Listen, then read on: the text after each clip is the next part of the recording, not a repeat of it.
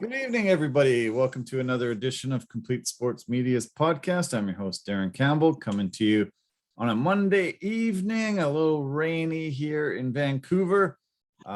Great weekend behind us, a lot of good sports to break down. Got a great UFC card behind us and some NBA to talk about. Not much else other than World War III. We're sort of on the verge of seeing. So sports is taking a bit of a backseat sometimes to the politics of the world, but let's break down the sports anyway and bring in our favorite guest, Jason Cameron. Hey, Jason, thanks for joining us today to do this. Yes, I know. At least sports gives us something else to think about other than World War III, a potential World War III, which hopefully it doesn't get to that point. We all hope this. We really all pray for this. But for now, we shall focus on our sports and what's good in the world, which is sports. And there were good fights on this past weekend. I quite enjoyed them, especially our main event, the main fight of Mr. Bobby King Green versus Islam Makhachev. Sure. And I kind of saw this coming. I just didn't think it was going to be that fast. Yeah, it was just a complete domination. Bobby Green's, blamed it on short notice coming in. Beneil Dariush was supposed to be the opponent for Islam Makhachev on us. He broke his ankle, had to pull out. Bobby Green got 10 days notice coming into this fight. He had only fought the previous weekend. This would have tied him for the third fastest amount of time between wins, and 2 weeks is pretty tough to turn around. One of the biggest things that blew me away was he said he was 195 pounds when he got the call. He couldn't make 155, so they made this a catch weight fight at 160, but he still had to drop those 35 pounds, within 6 days, 7 days or whatever, to try to get ready for this scrap. So I'm amazed that he balloons up that fast after a fight.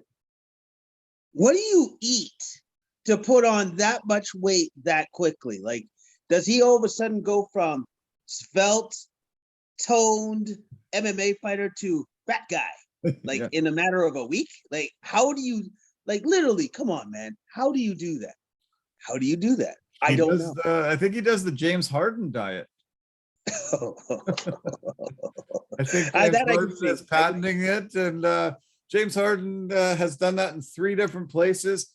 Just got moved from Brooklyn to Philly, and he just constantly just gets fat, out of shape, says, "Oh, can't play here anymore, trade me."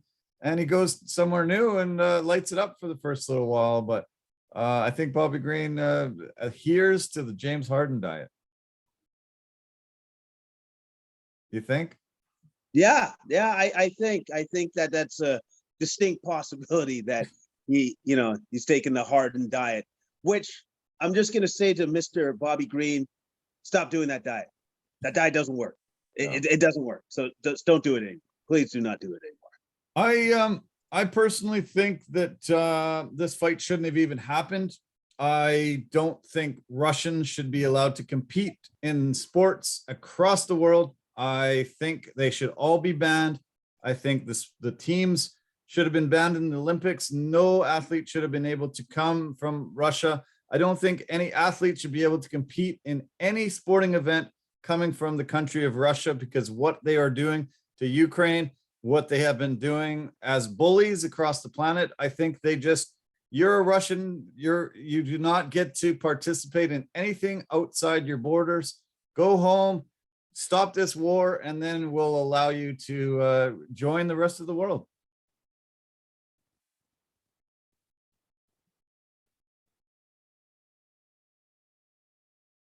I've lost Jason. He is frozen. Oh, there you go. You were frozen. Oh. Was I frozen for you? Was I Yes, frozen yes, for you? Was I? you've been Yeah. frozen for a while. And like I heard clips, like little nice sound audio clips. Not much, but Great. it's like little things. So what I heard was you went on a rant, Yeah. and I believe I know what said rant was all about. I believe I know what it is. Okay. So this is what I'm gonna say. This is what I'm gonna say. This is what I'm gonna say. Okay, number one. I don't know. I can hear you. I Go don't ahead. know. I don't know what the answer would be to the fact that. Oh, you can hear me. Okay. I can Okay. hear you. Keep I going. don't know what the answer is to the effect of, do we want to limit all Russian athletes from competing in any major professional sports leagues or anything else like that?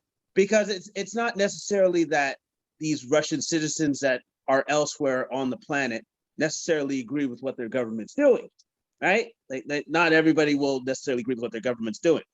But at the same time, like it's just a very complicated issue, because it's like, I'm over here. Yes, I'm Russian, but yes, I'm participating in my career. I'm doing my job. I'm playing whatever this is, or fighting in the UFC or whatever it may be. I don't really have any influence over what happens at home. You know what I mean? Mm. And so they're caught in a very difficult situation, and a situation where I may not agree with what's happening with the government, but if I speak out against said government, I could put certain people at risk, like my Yeah. family, my friends, everybody else, or anybody else that lives in Russia. All of those people are now at risk because of what I've said in speaking out against the government. So it's I want to say it's a very, very tricky situation that a lot of these Russian athletes or Russians that maybe even in the scope of like Hollywood celebrities, all of these people, it's a very difficult situation that they're stuck in, because you have a guy in power that could immediately just be like, oh, they said that about me? Well, there goes that family. It's tricky. Yeah, I mean, that could be the possibility, but the reason why the Russians weren't allowed to have they weren't allowed to have their national anthem played if they won a gold medal, they weren't allowed to wave their flag. It's because they're cheaters. They've been caught cheating decades upon decades. They have shown a systematic, just a complete systematic way of cheating in sports. And so why should we allow them to cheat and keep competing? I think mixed martial arts, the UFC, is obviously a physical sport where there have been a lot of steroid users. There have been a lot of guys caught for using performance enhancing substances. And I don't believe that any Russian is clean anymore. It does not really justify me to believe that they are, because so many of them have cheated and so many of them have been part of this Russian system that is just shown to be a complete lack of credibility, accountability, and they just cheat all the time. And I don't think I will recognize Islam Makhachev as the champion if he becomes champion, as long as all this stuff is going on in Russia. I just think that this has been a nation that has just bullied everybody all around the planet, has cheated on sports so much that I just think, no, sorry, you're not allowed to be involved anymore until you can change your ways, do a better job. And there's no cheating going on, because it's just on and on and on and on. And we just keep giving them more and more chances, and they don't change. They haven't changed.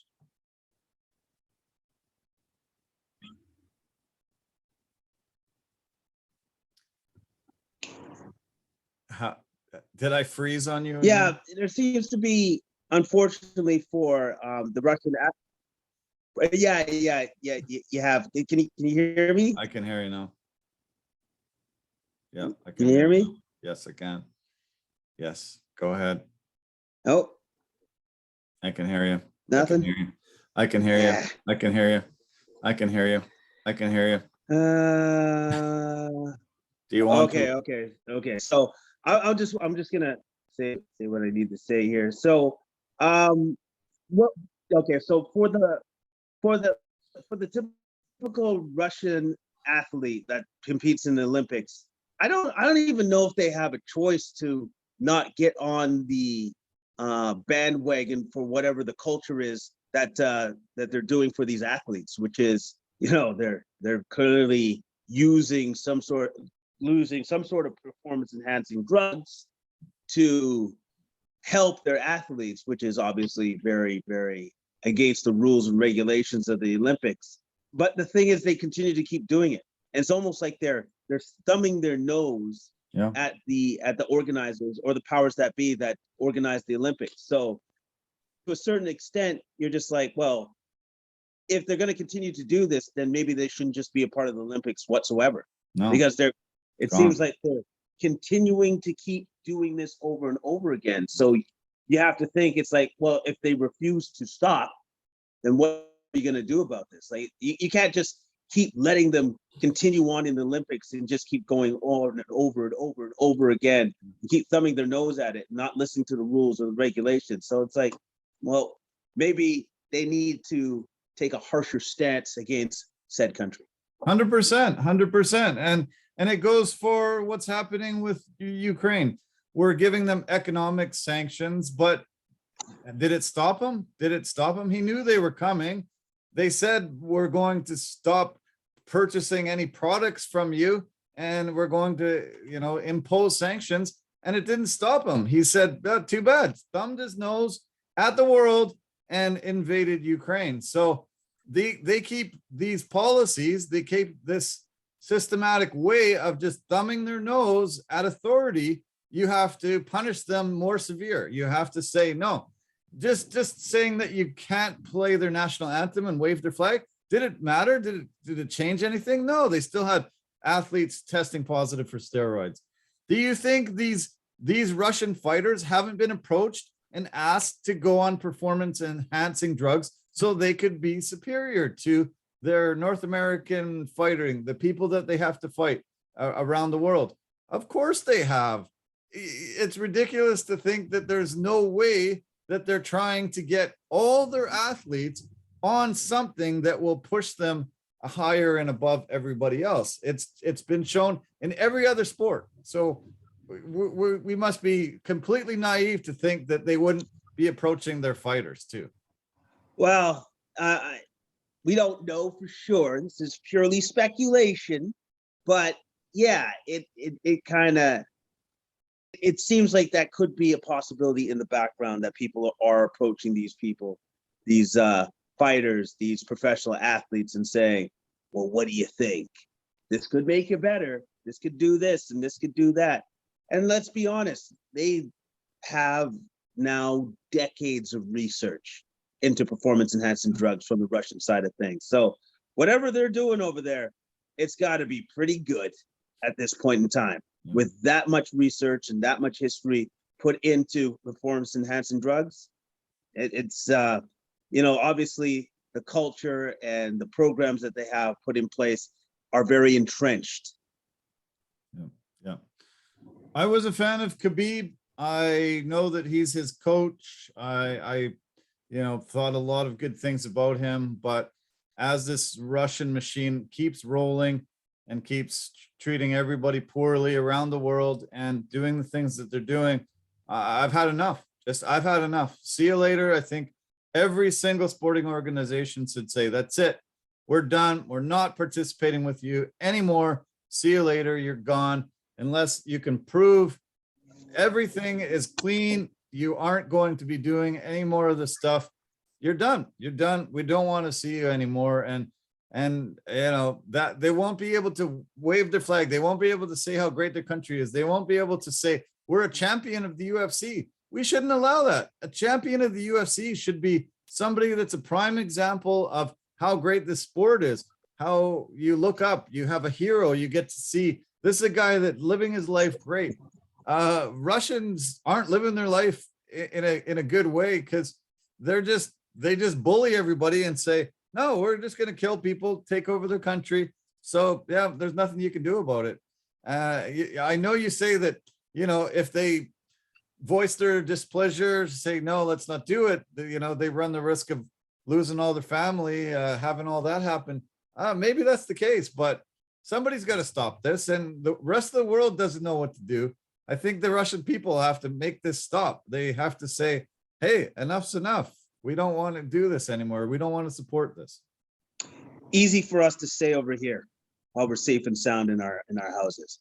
Harder for them to say it over there, where you have a man like Vladimir Putin lording over you at all points in time. And it's like, I understand that there's a right way of doing things and a wrong way of doing things. I think we all get that. But when you're faced with real fear and intimidation, which is death, permanent death, it just changes things. It changes the conversation very, very much so. So I would love to see this all come to an end. I think we all would. Unfortunately, that's not reality. It is not going to be like that. What's the final end for all of this? I would just hope that the loss of life is kept to a minimum. That's really what I'd hope for this entire saga that we're all going through. I just hope that the loss of life is kept to an absolute minimum on both sides. Yeah, on both sides. Okay, so right away, people are clamoring for Islam to get a title shot.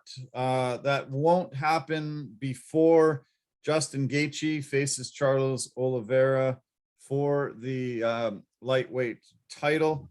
They are up next. He asked for Beneil Dariush next, who he was supposed to fight in this fight. We'll see how long Dariush takes to heal and get ready to fight again, but I'm glad he doesn't immediately get this next title shot. Yeah, so am I. I am glad about that, but let's be honest, Makhachev is an absolute killer, and he disposed of Bobby Green, who is a very, very, very good fighter. And what was it in the first round? I think he finished him with 90 seconds left in the first round. So he finished this guy, Bobby Green, fantastic fighter, veteran fighter, in the first round, like he has with many, many of his opponents. Got him to the ground, mounted him. Bobby Green tried to get back up, found it. Oh, this is impossible. I actually can't get back up. I'm planted to the mat, and Makhachev won. That's how he does it. Bobby Green is the record holder for the most significant strikes in UFC lightweight history. Coming in, he had 1,404. He also holds the best strike differential in UFC history with more than 2.5 strikes on the plus side. He absolutely just walked through Nasrat Haqparast, and he's on a great roll. Bobby Green's a veteran fighter, but he just got walked through here. Once he was clinched, taken down, Makhachev just took over, and he has a 10-fight win streak now. That's the tied for the second most in the UFC currently, and all the guys that have these win streaks are all champions right now. Kamaru Usman has the longest win streak at 15. Charles Oliveira and Alexander Volkanovski both have 10-fight win streaks, both champions. Valentina Shevchenko has 8, and Makhachev also has 10 now. So he's on a meteoric rise, and good for him. He's a great fighter, and AKA said once Khabib retired, this will be our next champion, and they look to be on the case and accurate with the predictions. But this Russian thing, I'm really angry. I'm really upset. I'm actually really worried for the world right now, because nobody has an answer what to do to stop Putin from taking over Ukraine, and then he's going to decide to take over something else and something else and something else. And basically, it seems like the only way to stop him is to go to war with him. And he has so much armament that this could create a nuclear war and, eliminate this planet over this crazy dictator that just wants to be greedy and take over more land. They have enough land there. They got enough land. They don't need more. They don't. Yeah, How about this? Plain and simple for me, I just don't agree with any country trying to take another country's sovereignty away from them. No. I don't agree with that. I just don't. How could I? And why would I want to see another country do that? Because that just leads to war. So I don't agree with it fundamentally. I don't agree that Russia should be threatening the Ukraine sovereignty because they feel that the Ukraine should have never left Russia in the first place. But you know what? Things change. Yeah. You know, that's what time does. Things change with time. Yeah. This is a change with time, and it should be something that should be very well easily accepted. It's an easily accepted thing. It's like Ukraine is its own entity now. It's its own country. Let them be what they are. Their own country. I wasn't necessarily cheering for Bobby Green, but I would have loved to see him on this list. The fewest days between wins in modern UFC history. Khamzat Chimaev holds the record at 10 days between wins. Chaz Skelly, who just retired last weekend, just 13 days between wins. Chris Lieben, Sean Strickland, both 2 weeks, 14 days. And Bobby Green would have tied Chris Lieben and Sean Strickland at that. But back to the drawing board. I saw Bobby Green's comments, and he said that he actually doesn't think he ever wants to be part of a main event again. He said it was the worst feeling he ever had by sitting all night and waiting and waiting and waiting and waiting to finally fight. He said it just really messed him up. He felt horrible. He couldn't believe it. And he said, especially, I just want to go party after the fight. So let me go party immediately after the fight. I don't want to have to wait so long. This sucked. And he goes, my camp, my trainers are going to hate me for saying this, but please never put me in a main event again. I think literally Mr. Bobby Green is the first person to ever say that. Like he's got to be like literally the first person in UFC history to say, tried the main event, didn't like it, don't want to do it again. Don't want to ever do it again. Are you serious, man? I think when you main event, you have the possibility of making more money. Nah, I'm good. Yeah. Hilarious. Yeah, he's a funny guy, and I'm very entertained by Bobby Green. I hope he's on a lot of main cards. Maybe not the main events, fine with me, but I hope we see him very, very soon. Very entertaining guy. It wasn't his night, but I don't think we can blame this on the short turnaround, really. No. I think even with Bobby Green and he had a full fight cap and all this stuff, I think Makhachev, I'm sorry to say this, Mr. Green, I think the results are still the same. Yeah. Maybe he gets you, maybe you make it out of the first round, but then he gets you in the second round. Maybe that's your lone difference. Yeah. But either way, Makhachev still comes out the winner out of this. Yeah. Okay, let's switch to the co-main event. And the Prodigy threw on the fastest armbar in UFC history. Wellington Turman took out Misha Serkinov, the Canadian from Toronto, Ontario. This was crazy how fast this armbar was applied and finished the fight. The tap was immediate. Serkinov looked like he might have even broke his arm, even though he tapped within a second or two. This was another level of armbar that I don't ever remember seeing something that fast applied. Flawless technique. Yeah. Like literally, it was a flawless transitional technique because I had to go back and see the tape again because I'm like, okay, did he even set it up or did he just go for it? Like, and you do see him clamp down on Serkinov's right arm while he's down on the ground. You see him do that, and I go, that's it? That's all he did? And that's literally all he did. He grabbed the arm and then just went for the move. Boom. Swung his legs up. That was literally half a second to a second. Yeah. That's how long it took him to lock in that arm bar. And it was so immediately tight that Serkinov tapped immediately as soon as it was put in, and he still may have broke his arm because he didn't tap fast enough. That's how crazy and perfect that arm bar was. Our our mutual friend Scott Holborn was texting me, not a good day for strikers tonight.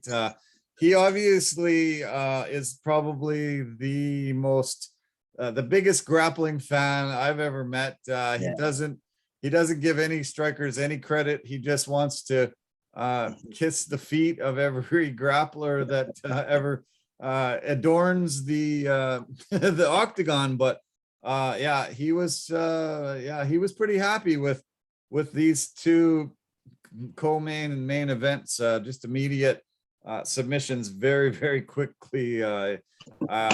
He was I could see him smiling through the phone when I got the text, how happy he was. No, smirky. He's smirky. He's just like, oh, look at these guys. Can't even hang with the grapplers. I get it, Scott. I get it. So every once in a while, your grapplers are going to win. They're going to win. Yeah. And I'm just going to say this, but Turman doing that perfect armbar was amazing, because up to that point, Turman was losing that fight. Yeah. All right. He was definitely losing that fight, and he was on his way to a loss, I believe. Other than early, when he became a backpack on Serkinov, he jumped on him and he started trying to get a choke in, and Serkinov kept keeping that second hand away from sinking in the choke. And then he finally got to a point where it looked like, and Felder and Bisping were both like, I think it might be over. And then he shook him off. Yeah, and then Serkinov definitely was dominant from that point forward. But Turman works with Glover Teixeira, and he said his game has just taken a meteoric rise since he got together with the light heavyweight champion, and good on him to be able to seek out the Brazilian champion there. And man, his game is no joke right now. No, his game is no joke. And if he can attest that, just that simple like armbar that he did in the second to Glover Teixeira, then he should stay with that camp, because that was amazing. It was unbelievable. It was excellent. And you know what? It put the rest of the division on notice. Yeah. Don't go to the ground with that guy. Very dangerous. Yeah. And Turman coming in was the underdog. Misha's a big guy. He fought at 205 his whole career until he moved down. He's still a very, very large guy. A lot of people were surprised that he could even make that weight class. And Serkinov, was very dominant, looked really good. But once that armbar was sunk in, boom, he had there was no decision but to tap or save his arm. And I haven't heard if it's broken, but he kept looking at it like it had been somehow damaged. Yes, he kept looking at it, and I was just more impressed with the fact of the speed of the armbar. And the fact that his tap came immediately after, and there's still a question mark on whether it was broken or not, because he didn't tap fast enough, which is amazing to me. Yeah. I don't want to go tonight through every single solitary fight, but I do want to talk about the fight that just happened before the co-main event. Ji Young Kim and Priscilla Cachoeira. That was a travesty. That was a horrible decision. We ended up seeing all three judges scored at 29-28 for Cachoeira when she was outstruck 150 to 60 significant strikes. Horrible decision. One of the worst I've ever seen. At the end of the fight, Vegas was giving you plus 850 odds that Cachoeira would win the fight. So they had no confidence. They knew that Kim had won this fight. It was really, really wrong. And I was really angry after I saw this decision. It was almost as if the judges were persuaded or led astray by the fact that Cachoeira, I can't say that woman's name. Anyways, that she was throwing bombs. Yep. She was throwing heavy shots, but not really connecting all that often. No. When she did, it looked like it hurt Kim. At the same time, Kim was game, but she was clearly the more technical striker and was hitting her more accurate striker. Oh my All God. of those things. No. And then if you look at Cachoeira's face at the end of that fight, it's pretty clear who won that fight. Oh You could man. barely even see out of her eyes. Did you see that? No. Yeah, of course. Yeah. She was beat up bad. And Kim, man, is that woman ever a really good technical striker? She Yeah. used her distance well. She was in and out. She landed so many shots, just constantly peppered her. And yeah, she got robbed there. That was unfair decision. I really, really hate seeing that because both these fighters actually fought the whole entire fight. They really brought it to each other, but Kim was so technically better and just really, really, really took it to her the entire fight. Yes, sure, Cachoeira, landed some heavy shots, but when you outstrike somebody like 2.5 to 1, like that, come on, man. There's no way that Cachoeira should have won that decision, and it was a robbery, and I feel really bad for Kim. I feel really bad for Kim. Did it freeze on you again? This is pretty bad tonight. This is pretty bad tonight. Okay. We're having I dropped out for a second there. We're having some serious technical issues tonight, aren't we? Wow. Yeah. It's bad. I think it's because of the weather. Yeah. I think sometimes when it's raining like this, I think our connection's not that great. I just feel really bad. I just feel really bad for Kim here. That was a robbery. She goes back to the drawing board. What she's supposed to do. Like, to me, that was one of the best fights I've ever seen a female give. And to get on the wrong end of a decision like that, fully wrong. She's fighters should be able to sue judges. Like, Jesus Christ, that was horrible. Well, it was horrible, but as we've said before, we have problems with the judges anyways. No. They're not true MMA judges. They never have been. No. Show me a judge that's actually a true MMA judge. Show me a judge that's in like, you know what? I've been doing MMA since UFC 4. Is there any judges like that? Or is there any judges that basically have made their bones doing MMA shows or like martial arts shows where they're actually judges, as opposed to coming from the ranks of boxing, which is where most of these judges are coming from? I think there has to be a movement for the UFC to make sure that the judges are properly trained. That's it. Like that has to be a thing. That has to happen at some point in time, where the UFC says to themselves, okay, you know what? You got to make sure that these judges know what the heck they're talking about, number one, know how to properly point a fight, and also, too, that they're familiar with mixed martial arts, not with boxing, but like with the real fighting arts of our sport. I looked at fighter salaries recently, and this is one of the only professional sports where many of the athletes that are considered rookies or young into the sport, maybe 1 to 3 years into the sport, and they have to have second and third jobs. Like this, to me, that really discredits a professional sport. If you can't even have that as your only job, that's just wrong. And Kim, she doesn't get a fight win bonus out of that, so she probably made $10,000 to $12,000 for that fight. She's going to get maybe 3 fights this year. So she's maybe, if she wins one of these fights, she might make $40,000 this year. She's going to get half knocked off her taxes. She's going to have to pay her corner man. She's going to have to pay her gym. She's going to have to pay her rent. She's not going to have anything left for anything else. So, it's wrong the way they pay these fighters. And it's very wrong when somebody wins and they don't get their win bonus because of egregious errors by these really inept judges. It's becoming really frustrating and brutal. And I'm not even the one not making the money. Imagine you go in there and you fight for 15 minutes and put on a great display and you don't get your win bonus. She made maybe $5,000-6,000 for that fight, $10,000 maybe. She gets to keep about what, 2 or 3? Jesus Christ, come on. Yeah, and then also too, she has to wait for her next fight for in 2 to 3 months or 4 months, whenever that is, or whenever the UFC sees it that, oh, okay, you haven't had a fight in a bit, so let's get you out there, instead of you always having to lobby for fights, which is what a lot of fighters are trying to do. Yeah. A lot of fighters have so many fighters on the roster that so many of them are lobbying.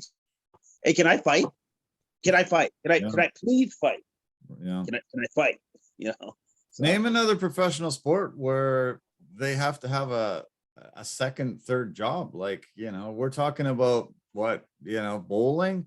We're talking about, you know, some pretty low level sports out there, you know, like I know the CFL guys, some of them, they have to have a second job, but you know, there's not money, you know, north of the border as much as south of the border. These fights are going on 45 to 50 weeks a year, and these people have to have second or third jobs. How is somebody ever going to be to their elite status if they can't even train full time and make that their lone job? It's unbelievable. It's ridiculous. Yeah, it is. It's because you're just leaving a lot on the table that you would like to not leave on the table, because you can't just do your profession as much as you like because you're just not making enough money doing it. How ridiculous would it be if you heard from an NBA player that is like, oh man, yeah, I had to pick up another job. You know what I mean? Like, life is hard out there, buddy. It's hard. So I waiter at Earl's, you know. It's unbelievable. It's so stupid. That's ridiculous. It's absolutely so ridiculous. And okay, you just finished the day. You just finished the day of work. Now you got to go train right now, Jason. You got to head to the gym and train tonight, and then you got to get up tomorrow, 5 o'clock, 5:30, and head off to work for a 12-hour shift. Like, how good are you going to be? How good are you actually ever going to be? Well, I'm gonna, like I said, I'm gonna be leaving a lot on the table, but at the same time, it's like, if this is a passion, this is what I want to do, and all those other things, all those analogies that you can say, you're gonna, when there's a will, there's a way. Yeah. And with a fighter, there's definitely a will for these guys, and so they will do what needs to be done. But at the same time, I just wish the sport would help them out a little bit more than what they are. Yeah. The first 2 fights on the main card featured 2 Armenians. One guy making his debut. The other guy has been in the game for a little bit, but the Armen Tsirkian elbow that opened up Joel Alvarez was brutal. Immediately, it was a bloodbath in there. He kept raining down elbows, and finally was able to get the knockout 2 minutes into the second round. These Armenians are tough, and this was a really good display by Tsirkian. You there? Tsirkian. I'm here. Here. So Tsirkian looked fantastic. He looked great, especially once he started raining down those vicious elbows. Vicious in the respect that he took away a part.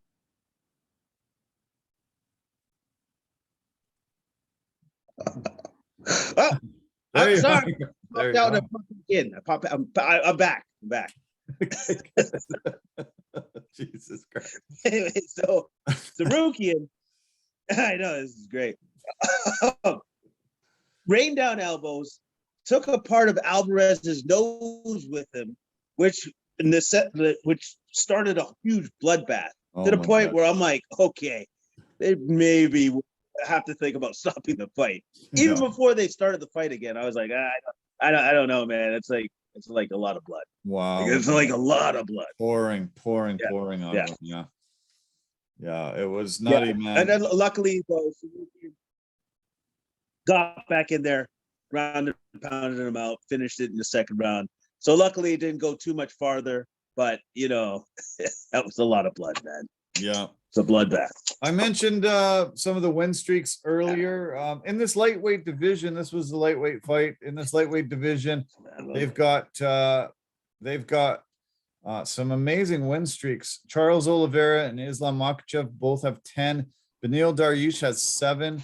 Arman has 5, and Fiziev, who is supposed to fight next weekend, also has 5. So, a lot of guys rising up to the top here with some really, really good win streaks, and it's hard to keep win streaks alive in the UFC. You're fighting against top level competition, especially all these guys in the top 10.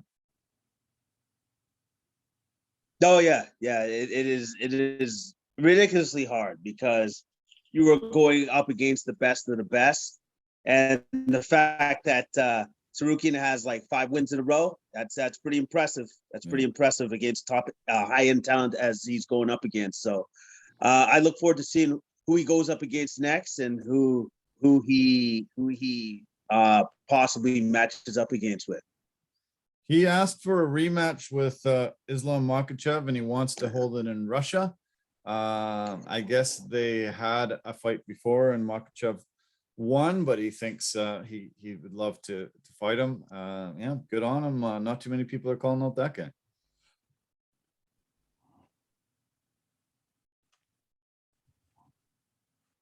There you are. I can see you, I can hear you. Of course not. Why would you do that? You should not call out Islam Makhachev because Islam Makhachev is an absolute assassin, killer. Yeah. He's one of the best in the division, and he proves it time in and time again. I would love to see Sarukian take another crack at him. I don't know if we'll have a different outcome though. Yeah. Like I kind of doubt it at this point in time. Yeah. Really doubt it. Let's mention this Armen Petrosyan. This was his UFC debut. He's only 22 years old. Nicknamed Superman. This was Superman against RoboCop. 2 guys, very amazing specimens. And I was really excited about this fight. I kind of actually thought that Rodriguez won this. It was a split decision victory by Petrosyan, but these are 2 bad dudes, and they really are intimidating. And I was pretty impressed with the debut of Petrosyan, even though I kind of thought he lost. But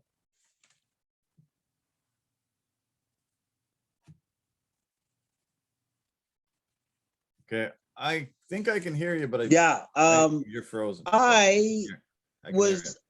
At first I was on your side where I thought Rodriguez won, but since the fight was super close, I thought Petrosyan might have won that fight in the last 2 minutes of the final round, where he clearly turned up the volume.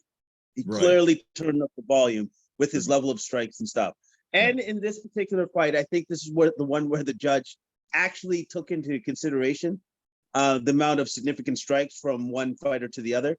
And Petrosyan definitely had the higher amount of significant strikes as opposed to Rodriguez. I think Rodriguez had the more powerful strikes, but Petrosyan had the more volume of strikes. And like I said, in that last round, he really turned on the pressure, really started putting it on Rodriguez.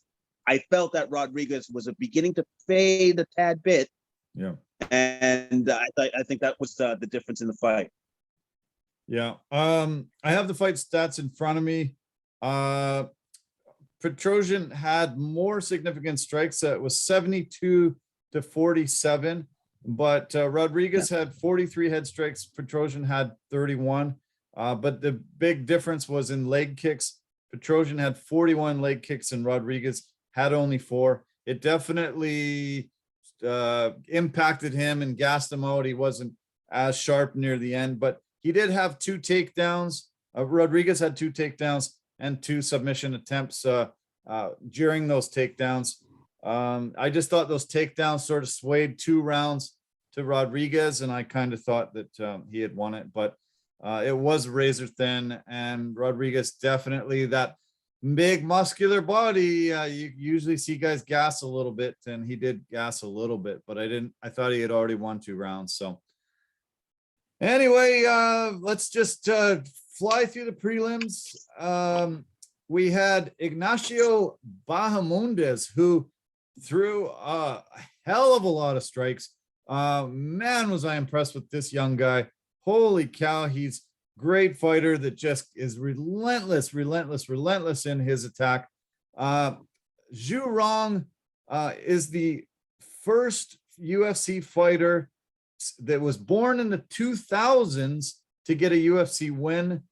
So young up and comer from China that is somebody to really look out for as he gets experience and goes on. But Bahamondes was amazing. I love watching this guy fight. It was so impressive. Yeah, I was impressed. Like, the man can strike. I love the fact that he can strike from either stance, left foot, right foot. Yeah. So he's constantly making his opponent think about how he's going to be attacked. And he attacks him with everything. Knees. Like, he had a very diverse striking portfolio when he was coming at Zhu. Yeah. Didn't like the fact that Zhu missed weight. He did. Yeah. So it's still another problem with that. But anyways, regardless, I thought Bahamondes was the better fighter throughout the course of this fight. Mm-hmm. And then especially, as you said, he keeps coming after you. He even locked up that choke in the third for the win, the third round for the win. And he kept on it, modified that choke, and was bullish on the choke. Would not release it until he submitted wrong. So great win by Bahamondes. Yeah, it was very good win by him. And Zhu missed weight for the second time, so this might not be the weight class he should stay in. He might not be able to go down there. Bahamondes has landed over 100 significant strikes in his last 3 UFC fights. He's just like you said, I love that he can change orthodox to southpaw just so fluidly. And it must be tough to fight a guy that's that good from both stances and just can keep connecting. His accuracy was phenomenal. And they just were coming from everywhere, every different direction he was hitting Zhu in. And he just looked amazing. Really incredible performance. And same gym as Carlos Hernandez, just fought him recently. Back-to-back wins, 13-4. I'm looking forward to more fights from him in his career. And his dad was a pro kickboxer. His dad was in his corner, and he's been supposedly kickboxing, boxing, and fighting since he was like 4 years old. So a fighting family. And this guy, look out, lightweight division. We had so many lightweight fights on this card. I loved it. It's great to see the top level guys and the up and comers coming through. It's great to see that. And it's again, just a pleasure watching Bahamondes fight, like, because he just throws the kitchen sink at you and he just keeps throwing it and he just keeps coming.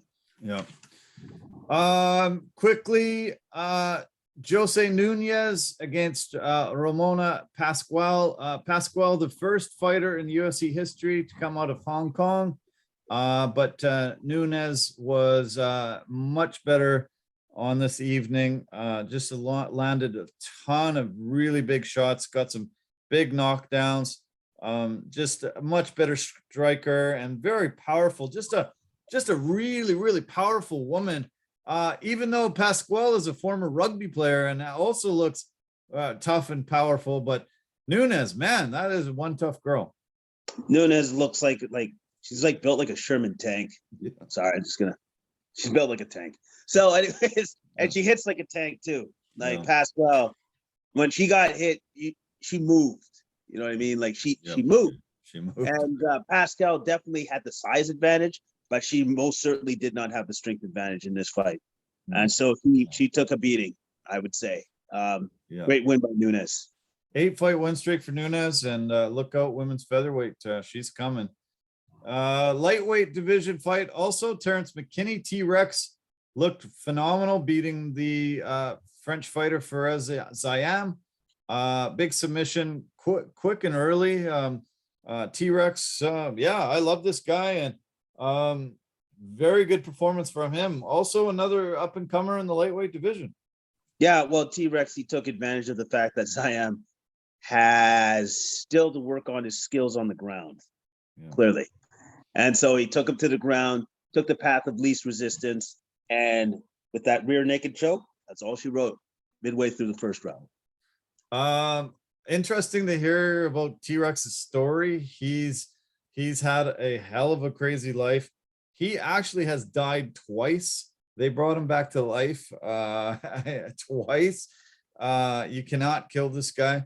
After his 7-second KO of Matt Frivola in his UFC debut, he started dancing around. He jumped off the cage and he blew out his knee.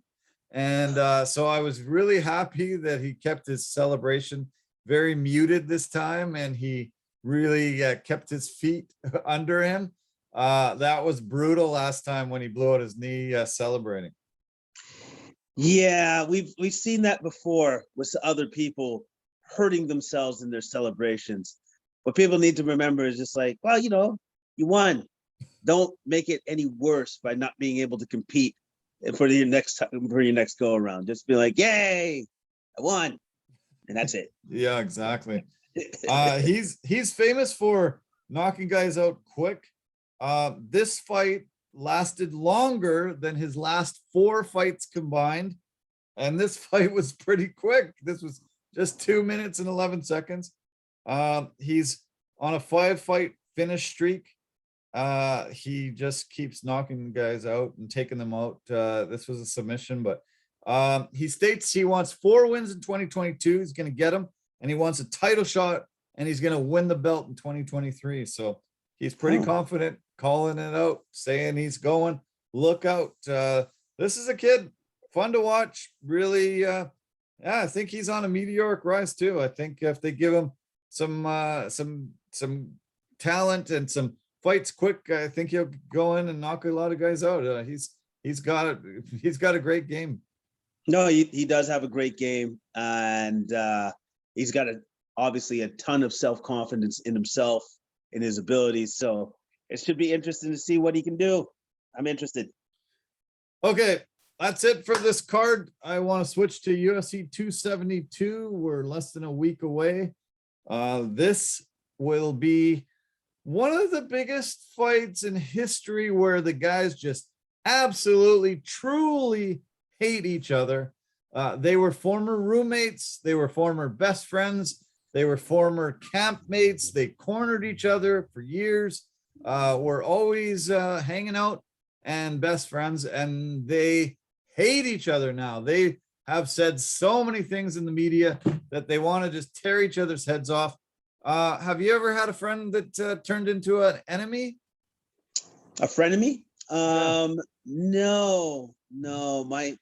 I'm really good at just maintaining like friends, and they just stay friends as opposed to a mortal enemy.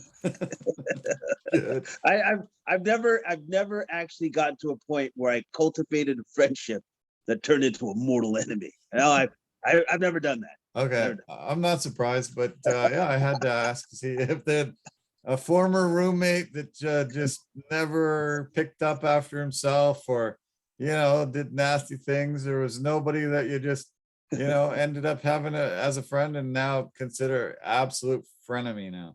Yeah. No. Unfortunately, I guess I just don't have it in me. I don't have it like Colby Covington and Jorge Masvidal do. Yeah. I don't. Well, most people in the world seem to be hoping Jorge Masvidal takes Covington out. Covington has really just turned into the biggest heel in the sport, hasn't he? He's very widely hated. He has managed to cultivate a character that is just so vile that people are just like, they hear his name and they go, oh, I don't like that guy. I don't like him. I don't like him immediately. It's almost as soon as I hear CC, Colby Covington, get out of here. I don't even like the sound of his name. I don't even like that. No. That's what he's managed to cultivate, which is good because I think this is where he wanted to be. He wants to garner attention. He wants to put he wants to make sure that people want to watch his fights because they hate him so much. They revile him so much, which is, I guess that puts money in his pocket. But at the same time, oh man, is it really worth it at the end of the day? Because now everybody hates you. Like that's like everybody. Fans, fighters, coaches don't like you. Okay. But this is what he wants. So all right. Yeah, he was kicked out of American Top Team, just completely kicked out of that camp, not ever allowed to go back. They do not like him. They do not want him to be part of that camp anymore. Masvidal's widely loved. They're all training him hard to beat Covington. They want him to really, really, really inflict some pain on this guy. And I don't remember in fighting, other than Josh Koscheck, I can't remember a guy getting thrown out of a camp so significantly and every single person supporting the other guy, not supporting them at all. And yeah, this is a fall from sort of grace. People respected Covington, I think, before this fiasco and the way he's been acting, but I guess he's making more money at it. But you know, if you do it at the expense of every single one of your friends, who do you hang out with and spend your money with? Who do you live your life with? It seems like it's not something I would ever choose to do just for more money and fame. No, I think there's one person he hangs out with. Former President Donald Trump. That's who he's hanging out with, man. Yeah. That's his boy. That's his buddy. Oh, great. Yeah. Oh, him and Trump must be just having so much fun every weekend at the barbecue. So much fun. Oh man, just imagine. I just can't wait to see video of them hanging out and having fun. Oh yeah, man. I look forward to it. I'm searching YouTube right now. It's like Trump Covington hanging out. Hopefully Masvidal can do what he did to Ben Askren. 5 seconds. That fight actually was supposed to last only about 2. It took the referee 3 seconds to go over and push Masvidal off and stop it. Probably the fastest KO we've ever seen. Might last a little bit longer than this. Covington is the #1 ranked fighter in the welterweight division. Masvidal is number 6. Covington has, a lot of amazing statistics. He has the most takedowns of any active welterweight, and he's second all time to George St. Pierre. George St. Pierre had 87 takedowns in his career, and Colby Covington has 61. He got 12 takedowns in one fight against Brian Barberena. 12. And he landed 179 significant strikes against Robbie Lawler in 2019, the most ever in a UFC welterweight fight. So he's good on the feet. He's good on the ground. He can take down. Can Masvidal do this? Can he beat him? Everybody says Covington's better, but does the animosity and the hate that Masvidal has, all the training partners from American Top Team helping him, does it give him a real legitimate shot to take him out? Of course it does, because he's Jorge Masvidal. He's a great fighter, and he's fought great grapplers before. Because you just mentioned that one dude, Ben Askren, who he took out in 2 seconds. And that guy's one of the best grapplers at that time in MMA. Yeah. Period. One of the best. One of the best. So he has the ability to do this. The only thing I'm worried about with Jorge Masvidal is his gas tank. Because we know what Colby Covington's gas tank is. It doesn't ever run out. Right. So Masvidal better have been on that bike, better have been doing his runs, whatever it takes. But he has to make sure his gas tank is as good as it's ever been or ever will be, because Covington will not run out of gas. That's true. Yeah, very true. Unfortunately, we lost the co-main event today. They made the announcement. This fight was supposed to take place February 19th and did not because Rafael Fiziev was unable to get his visa issues together and come from Thailand to Vegas to make it happen. This fight has now been postponed again because Fiziev tested positive for COVID-19. Supposedly he's not doing good either. He has a incredibly bad fever, incredibly bad cough, and he said his bones ache like nothing that he's ever felt before. So COVID has really hit him hard. And let's send our thoughts and prayers and everything for a speedy recovery. Hopefully the worst is way behind him and he can come back. I've been looking forward to this fight between the two Rafaels for a long time, but it will not happen on Saturday night. Well, I hope first off, I hope that Rafael Dos Anjos is patient enough that he'll let this fight happen. But, depending on how long it takes Fiziev to recover from this, we don't know. Yeah. But I'd love to see this fight. I really would. And thoughts and prayers, obviously, to Fiziev. We all have to remember that this is still a very real thing, COVID-19, and it can still affect us in ways that we never thought possible. Yeah. Look at this guy. He's a professional fighter, and he's a professional athlete, period. He's in one of the best shape. He's probably in the best shape of his life at this point in time. And look at what it's done to him. So this fight might take place with a replacement for Rafael Fiziev. Renato Moicano has offered to step in. He last fought February 12th in a win over Alexander Hernandez. Got a second round submission there. He's on a 2-fight win streak. And he says he's in shape and he'd like to take on RDA. So I guess we'll see if they're able to put pen to paper. He's weighing the right weight, and maybe we can get another lightweight fight here, and we don't have to just have it completely fall off the map. Yeah, that'd be cool. That'd be great if they were able to make good, but it depends, right? If the matchmakers really want to see this fight, I know I really still want to see this fight. They might just be like, yeah, just scrap the fight completely, put it on for a different main event card. We lost one other fight off this card. We just heard about it today. Jessica Evil Eye has broken her nose and will no longer be able to fight Manon Ferriot. She has lost. Eye has lost 3 fights in a row, and she was in tough against Ferriot, who has won 8 in a row, ranked number 13 in the division. I don't know, maybe she realized she had bitten off a little more than she could chew, and losing a 4th fight might end her UFC career. But I'm not saying, but yikes.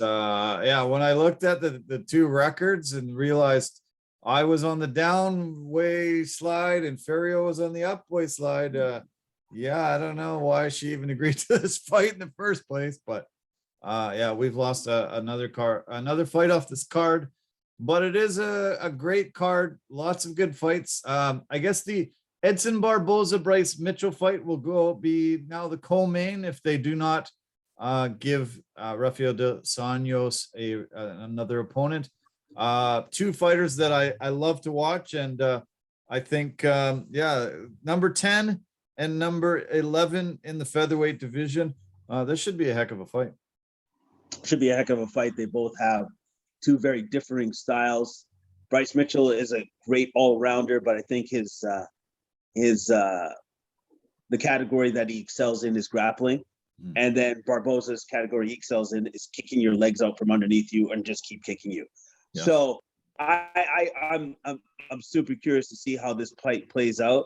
Like if Bryce Mitchell just goes, you know what, just gonna take you to the ground because I just don't want to be kicked by your freaking freakish kicks anymore. So that might be the path of least resistance for Bryce Mitchell, or he may even decide to stand up and fight with Edson Barboza. I'm curious to see which approach he takes. Yeah. One of your favorite fighters in the UFC roster, Kevin Holland, fighting Alex Cowboy Oliveira. Love watching Holland. He's fun, constantly talking throughout the fight. And yeah, he's actually concentrating on fighting as well as running his mouth. But I know you love Kevin Holland. It's always fun to watch him enter the octagon and have a fight. Yeah, it is. It's always great to see Kevin fight. And he's going up against another big personality in Oliveira, who's just always smiling as he's punching you in the face, which is always a fun thing to do.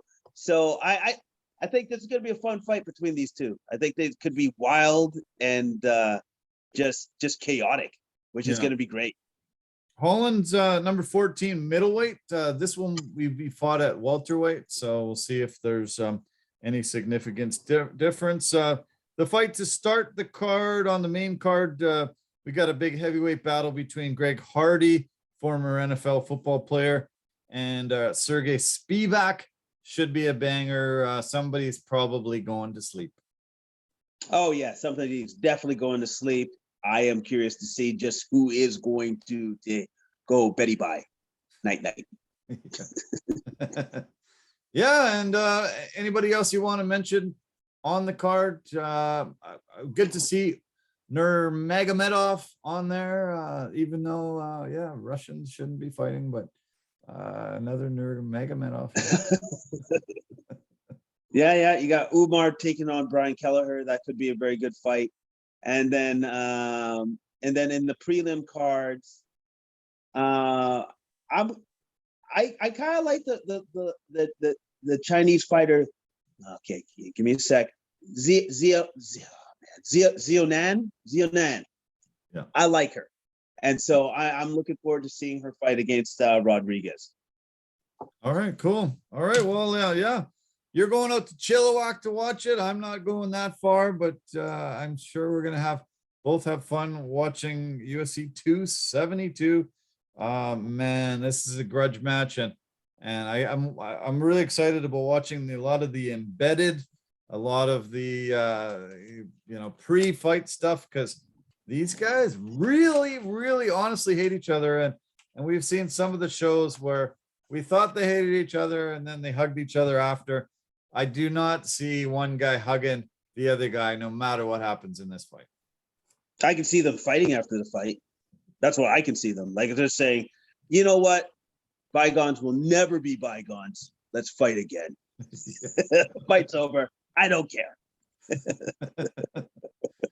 No kidding. Yeah. There's some really good video out there. A Ukrainian UFC fighter has a message for Vladimir Putin. I ask you to put that in. It's bleep bleep bleep bleep bleep. It's gonna be it's definitely pretty hilarious. And speaking of that, a lot of Ukrainian boxers have decided to join the fight for Ukraine, and you asked me today, after I said Vladimir Klitschko is fighting, as well as Lomachenko, you asked me if Usyk is, and he has decided to join the Ukrainian army, and they are going to be fighting this Russian invasion.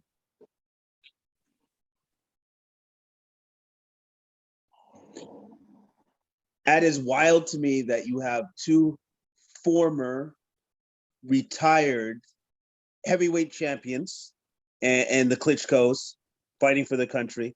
And then two current champions that are also fighting for their country. And the mere fact, oh God, and I really hope that this doesn't happen, but we could lose all of them. Yeah. They could all die. Yeah. And that would be a travesty for boxing, especially when it comes to in terms of Lomachenko and Usyk, who are two of the very best who have ever fought in boxing. Yeah. And I think it would just it would be so damning to lose two superstars of the boxing world to something like this. It would be. Yeah, Lomachenko is considered one of the greatest pound for pound fighters in boxing history and has had an amazing career. And yeah, he's fighting for his country. Usyk set to face Anthony Joshua on a rematch in May or June. They haven't got an exact date, but it's coming. And he's decided to join the territorial defense regiment, and they have pictures of him holding an assault rifle and ready to go. I've seen pictures of Lomachenko as well in combat fatigues, and as well as the Klitschko brothers. Yeah, they do not want Russia to take over, and they're willing to risk their lives. And yeah, this is no joke. We could lose 4 of the greatest boxers in the history of the sport all in this war here. It's very scary. It is very scary. It's a very real possibility. We all hope that it doesn't happen, but it can. It definitely can. But I give them credit where credit's due, because these 4 men that could have easily not have done this could have just moved the families and just left the country easy enough.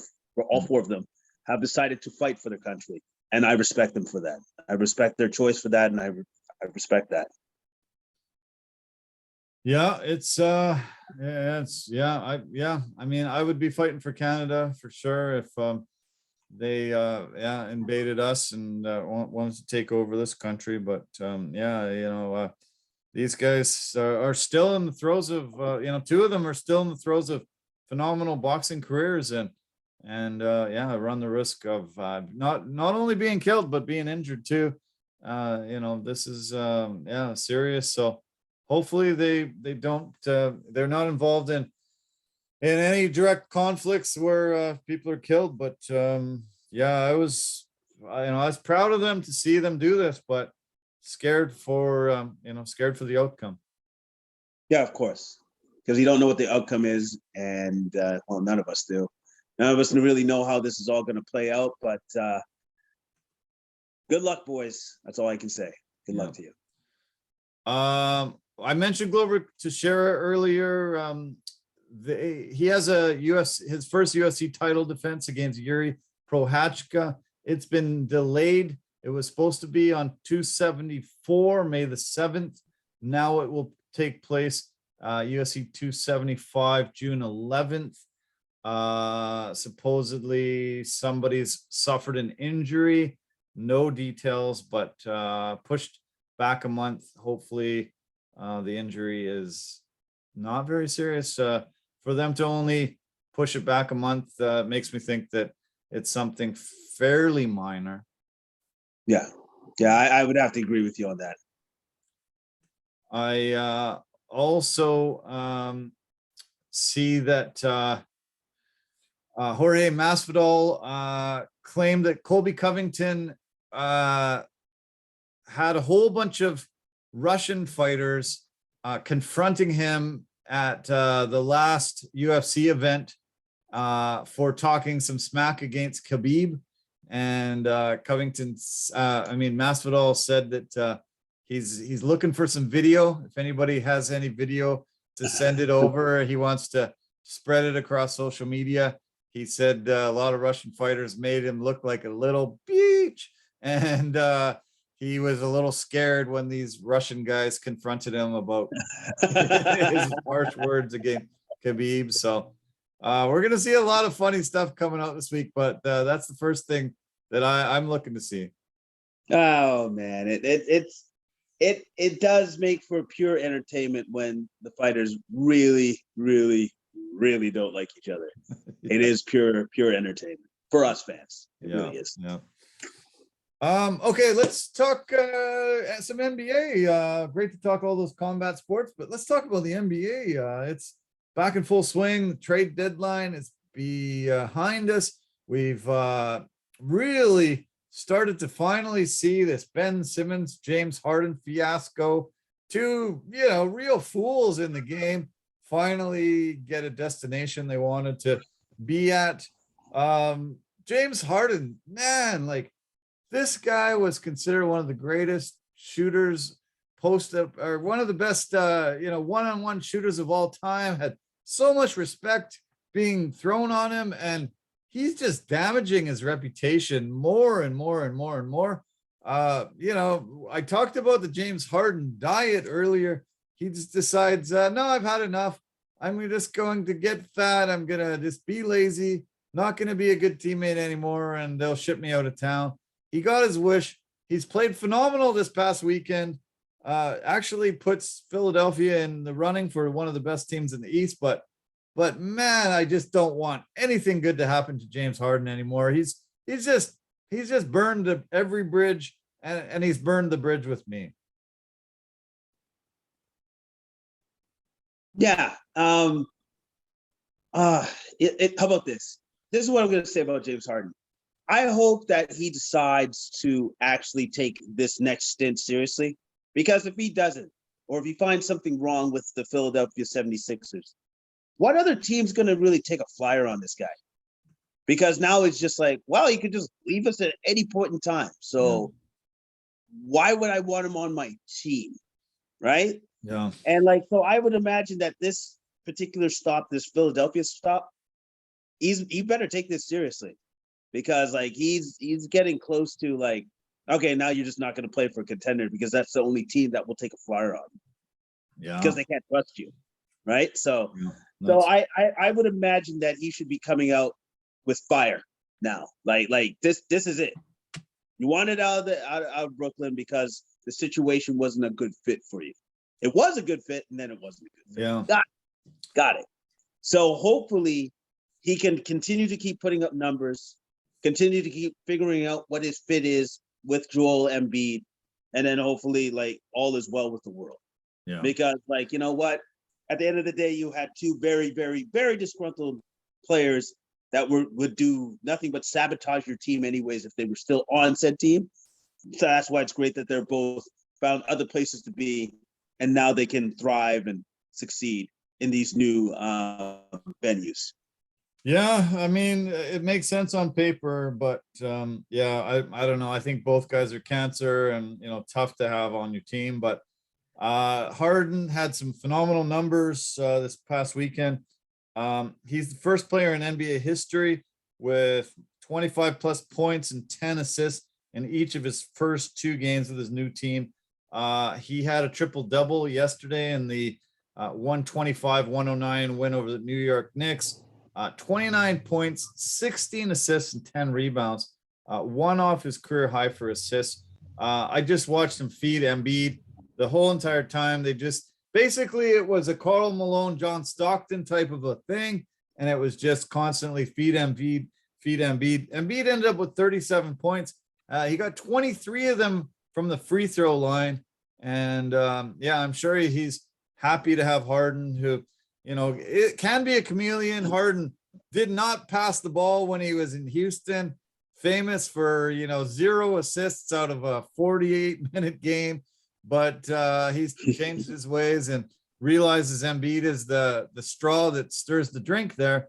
But will some of these other guys be able to flourish there?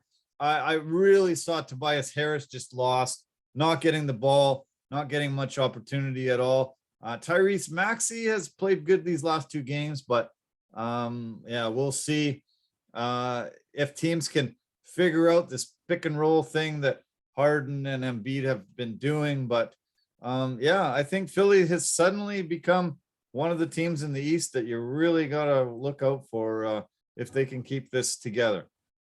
Well, yeah, they just put on a top 75 guy and James Harden on the team. So yes, your team actually immediately gets better. Not so much on the defensive side of things after losing Ben Simmons, not so much there, but definitely offensive wise. Yeah, that's an offensive explosion right there with Harden now being a part of your team. So I see big things for the 76ers as long as Harden is invested in seeing big things for the 76ers. As soon as he's not invested, well, that's going to be a problem for that team. Yeah. Ben Simmons suffered a setback and will not be playing for another 2 to 3 weeks. I don't know what that meant. He hasn't played at all. Didn't hear about any injury, but suffered a setback in his attempt to come back. The Nets have fallen all the way down to 8th place in the Eastern Conference, and they're only 4 games out of falling out completely out of even a play-in position. They got absolutely smacked by the Raptors tonight. What did you say that score was? 132? 133 to 97. 133 to 97. Yeah. Yeah, they got destroyed. It's horrible in Brooklyn, and they're 3-7 in the last 10 and not looking good at all in any games. I heard that quite a few home games are coming and Kyrie's not playing, so you don't have your best player that's available outside of injuries, not even there. KD's supposed to not even come back for a bit too, so how the mighty have fallen. I don't know if Ben Simmons, 2-3 more weeks, the season's almost done. Are you there? Can you hear me? Man, we've had a lot of technical issues tonight. Holy cow. Yeah. No, you should have seen the way that your face was frozen. That was actually pretty funny. Hopefully it wasn't recorded. I just kept laughing because I'm like, oh my God, I hope not. I hope not. Hopefully it wasn't recorded. Yeah. So I'm sorry. I missed that. So what were you saying? I don't know. The season's close to being finished already. There's, they're winding it down. Ben Simmons coming back. Is he going to make a difference with, not playing at all this season, coming back off to something, and he might get a few games in before the end of the year. Is he going to make much of a difference and keep them even relevant? Well, okay, whatever his thing is that he has to, his setback. I have to keep laughing at that because I'm like, he hasn't played. So what did he do? He cut himself? Like making food? Like what happened? Well, whatever. Okay, so I'll say this. I think definitely defensively as a unit for the Brooklyn Nets, way better. Because that guy can be a defensive savant. He can be the straw that stirs the drink on the defensive end for the Nets. He can be that guy. Hopefully he will be that guy. And then everything else that he does well, he can just focus on that. He does not have to be a scoring option. That's why Kyrie and KD are there. They'll take the shot. You don't need to even worry about that. He just needs to focus in on the things he does well. Because like all the other stuff he doesn't really work on. So if he can do that, stay in his lane, and then just be happy with what he does well, then I think the Brooklyn Nets, they could be a problem going forward. But also too, here's another problem though. They don't actually have that much time to literally gel together, to figure out each other's games. They don't have a lot of time to do that. Exactly. So with that being said, them not having that amount of time, might not spell very well for getting into the playoffs or being in the playoffs as they face this very tough Eastern side. Yeah. It's a logjam up at the top of the East. The Heat are on top, 9-1 of their last 10, 4 in a row wins. Looking to me like one of, definitely the team to beat at this moment. The Bulls are still hanging tough at 39-23, a couple games back. They have lost 2 in a row though. Sixers have won 3 in a row. Bucks are hanging around at that 4th position. Still haven't completely figured it out, but you got to think that the defending champions are going to be in the mix right at till the end. Cavs surprised everybody this year. Still looking great, sitting in 5th position. Celtics 8-2 on their last 10, 6th place. Raptors have moved up to 7th place. Looking pretty good. I'm pretty impressed with where they are. And then we got the Nets, Hawks, and Hornets in those top 10 positions. Kind of looks like that's where it'll probably finish. Let's switch to the West. Suns were dealt a huge blow with Chris Paul breaking his thumb. He's out 6 to 8 weeks, and that's going to be a big blow. They have lost their last 2 without Paul in there. And I think the Warriors, they're coming on. Warriors had a horrible blown game last night against Dallas Mavericks. They were up by 21 and ended up losing, lost their last 2 home games, but still sit at 26-7 in Oracle Arena. And but do you think the Warriors are going to catch the Suns? Okay. There's a possibility that can happen, that the Warriors can catch the Suns because of the injury to Chris Paul. Yeah. Here's the thing.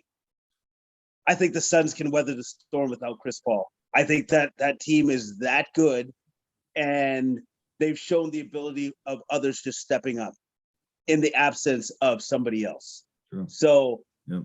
It's going to be a big ask for the Warriors to possibly catch the Suns. It can happen, especially if you have 2 Hall of Famers in your backcourt with Klay Thompson and Steph Curry. Yep. It can definitely happen. And especially with Draymond Green coming back at some point in time here down the line. So it can happen, but I just don't know if it will happen. Yeah. Grizzlies. Did you see what John Morant put up tonight for numbers? Did you see John Morant? No, I missed it. What did he do? 52 points tonight in their 118-105 win against San Antonio.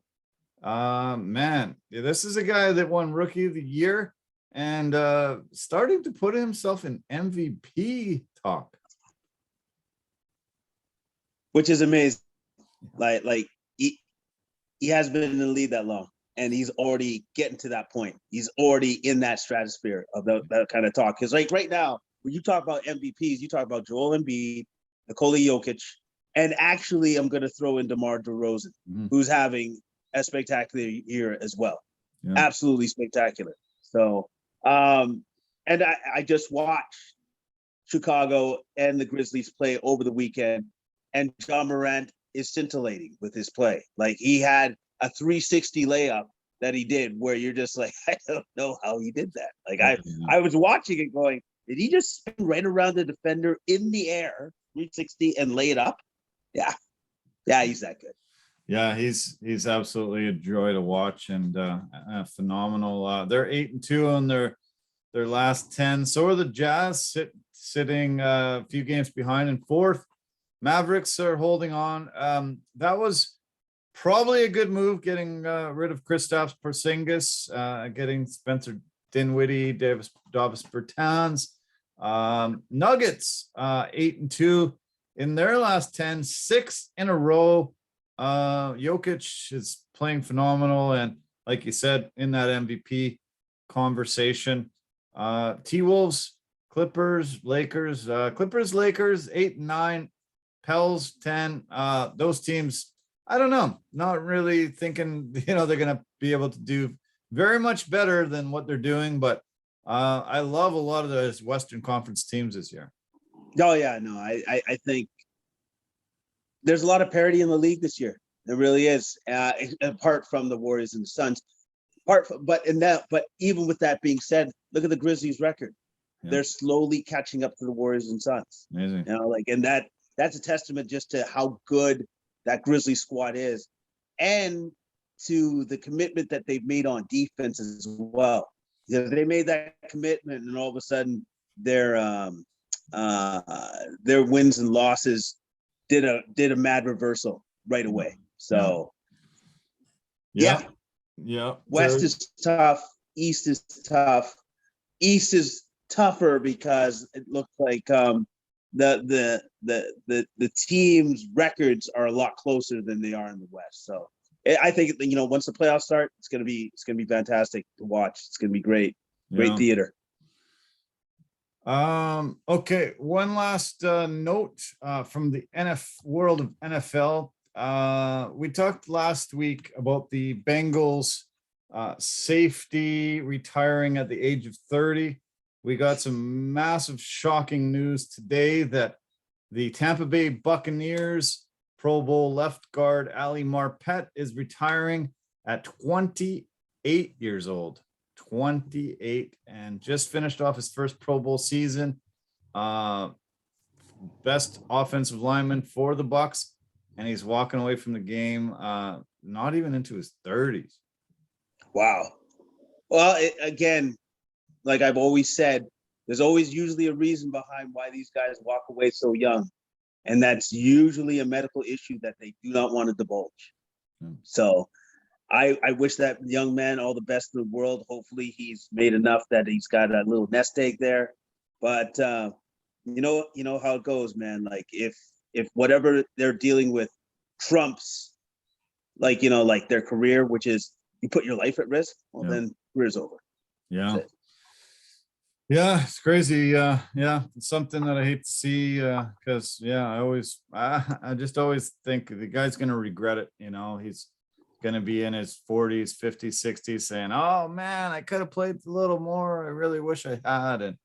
And but he was due to make $10 million in this coming year, and he walked away from that. So there's got to be some reasons.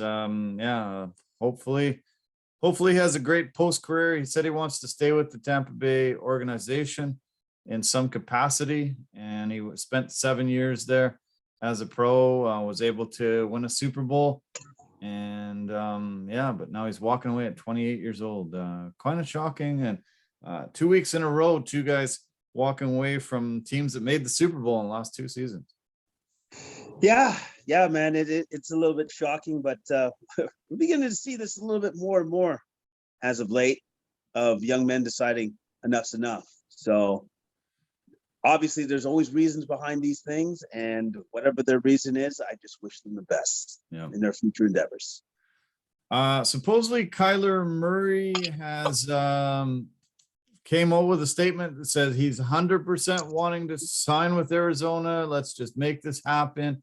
There was a lot of talk about him not wanting to be there anymore. He had swiped his Instagram of anything Cardinals logo wise. He had said that he was criticizing a lot of moves they had made, and he didn't really feel like they wanted him to be part of the organization anymore. But he's come through with a statement through his agent that he's fully on board. They want to negotiate a contract when they can.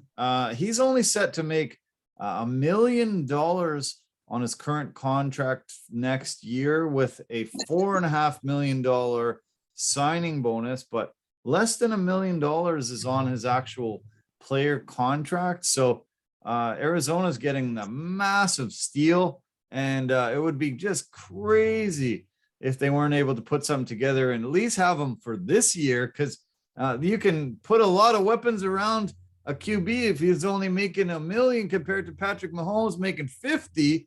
You got Kyler Murray only making $1 million salary, and you can't make him happy.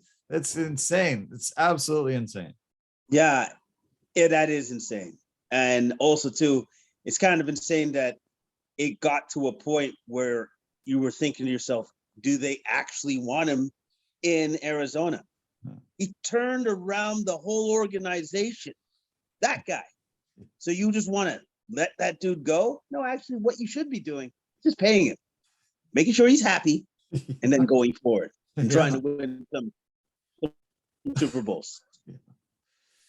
Yeah, you're right. Man, we have frozen so many times in this episode. People are going to be like, what the hell?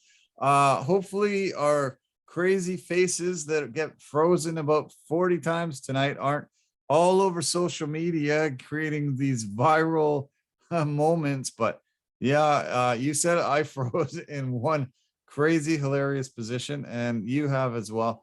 You laughed pretty hard. I didn't quite laugh Yeah. as hard, but I'm sure gonna watch this later on tonight and over the next few days, and I'll probably be able to figure out the face that actually froze where you said it looked pretty funny. Yeah, it was pretty funny. I'm still laughing over it. So yeah. Great. So apologies to our listeners about the technical issues. These things happen. They Yeah. happen. Okay, man. Well, have a really great night. Good luck tomorrow, heading all the way out to Camp Howdy, and I hope it's not too rainy and cold out there. Yeah, I'm sure we'll cross paths sometime tomorrow morning. Thanks for doing this. As always, yeah, let's have a great week ahead. Looking forward to UFC 272 and some phenomenal basketball, man. Yeah, that's great podcast, and let's hope Putin gets soon and we don't have to talk about these Russian athletes anymore under this horrible regime.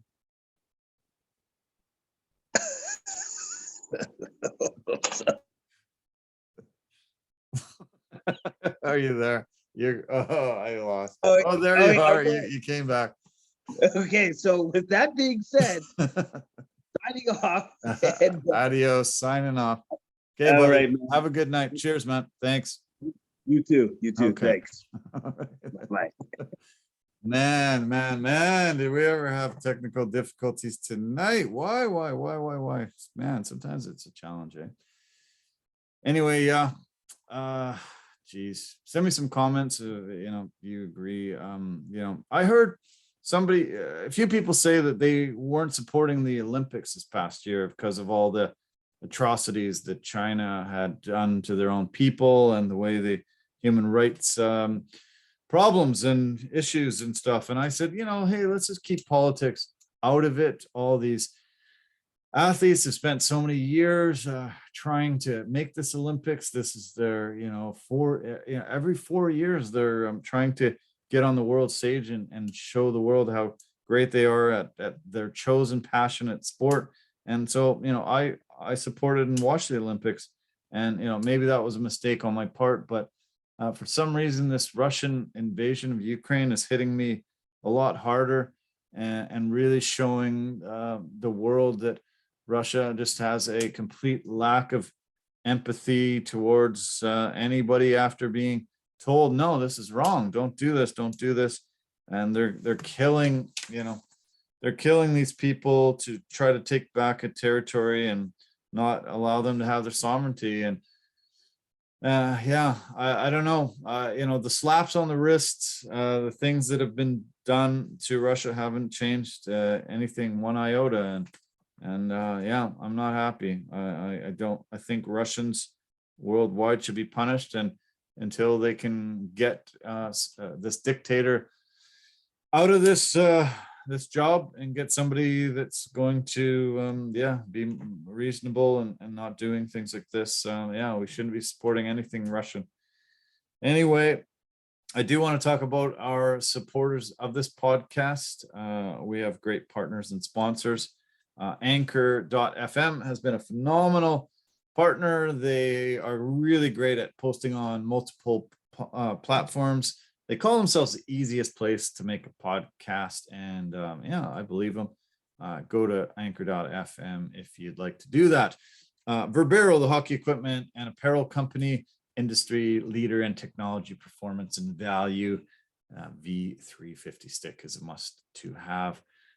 We want to talk about Pampas and Possibilities. You want them in your house. You want them to come in and fix that place, to spruce it up, make it look awesome. And Forever Living, the aloe vera company for health and beauty products. Go to our website and you can find details about all of those and purchase some products at very amazing discounted rates. So thank you for your support as always. Thank you for sticking in and just listening and bearing through it after it froze so many times. Man, these technical issues are a problem. I can't wait to we're gonna figure out something where Jason and I can do these live with each other, and we hopefully will not have issues like that anymore.